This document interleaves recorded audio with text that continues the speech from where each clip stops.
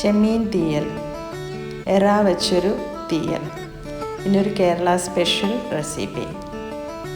இதுக்கு துருவின தேங்காய், சின்ன வெங்காயம், கொஞ்சம் நல்ல மிளகு, கருவேப்பிலை இது இவ்வளவும் ட்ரை ரோஸ்ட் பண்ணி നല്ല ചെവந்து വരുമ്പോൾ നോർമൽ മുളക് പൊടി, കാശ്മീരി മുളക് പൊടി, മല്ലിപ്പൊടി ഇതും പോട്ട് മീഡിയം ഫ്ലെയിമിൽ കരിയാമ വറുത്ത് തണ്ണി വിടാമ അരച്ചെടുക്കണം.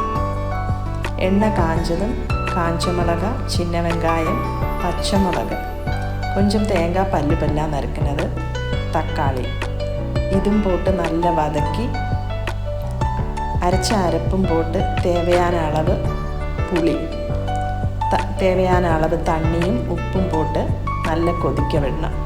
கொதித்த பிறகு எறா போட்டு ஒரு 10 நிமிஷம் எண்ணெய் தெளிதலம் வரை குக் பண்ணணும். நல்ல டேஸ்டியான எறா தீயல் ரெடி ஆயிடுச்சு.